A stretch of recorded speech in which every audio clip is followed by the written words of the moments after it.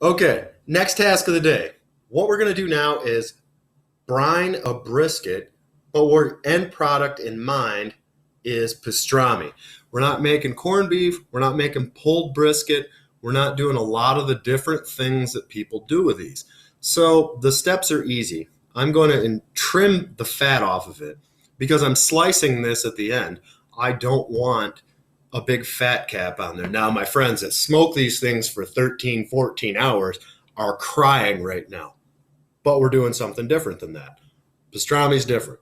So this is how we're going to do it. I'm going to cut it. I'm going to pull it out of the fridge, trim it down, inject it with the brine. It's going to sit there for about 7 days. Then after that, it's going to get pulled up, rinsed.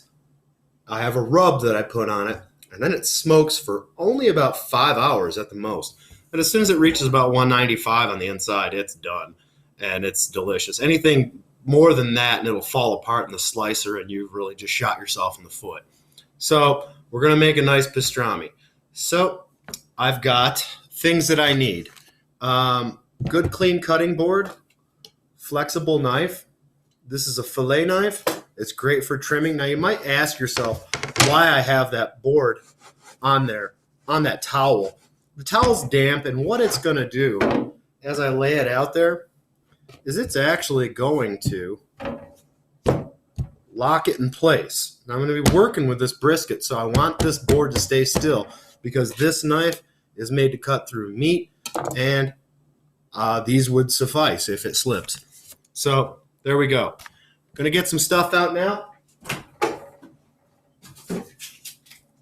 Whole untrimmed brisket.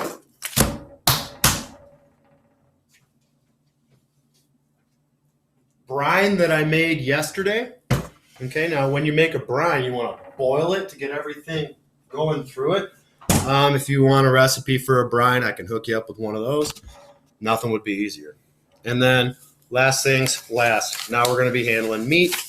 So, gloves. I'm going to save the fat for making sausages at another time because beef fat is delicious, adds a nice flavor to the sausage. I'm going to go ahead and pause right here so that I can just go ahead and trim it. I don't want this whole video to be taken up with me talking. So you don't need to see me opening it or anything like that. This is what it looks like now. And I'm going to take this whole fat cap right off of it. This side's pretty good. And also on a brisket, you'll have hard fat, like right here. It's really hard. And you'll know it when you see it.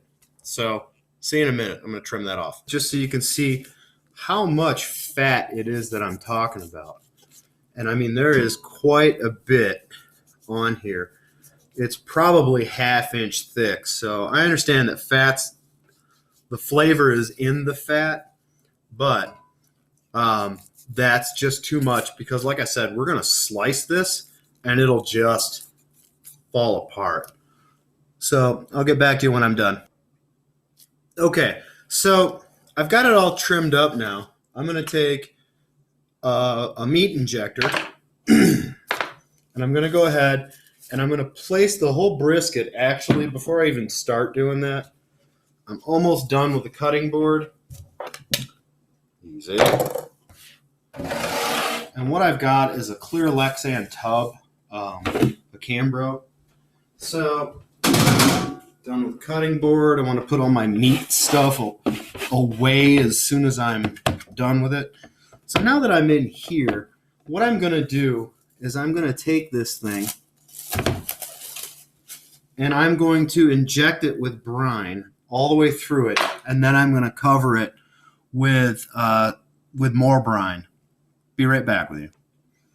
Okay, just one last little one in here, and you're going to see that this thing has probably doubled in size.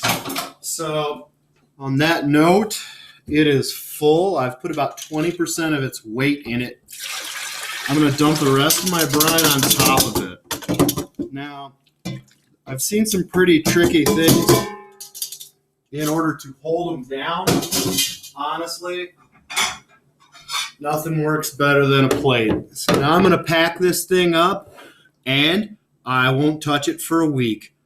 Okay, so that's how you brine one. Enjoy. Thank you.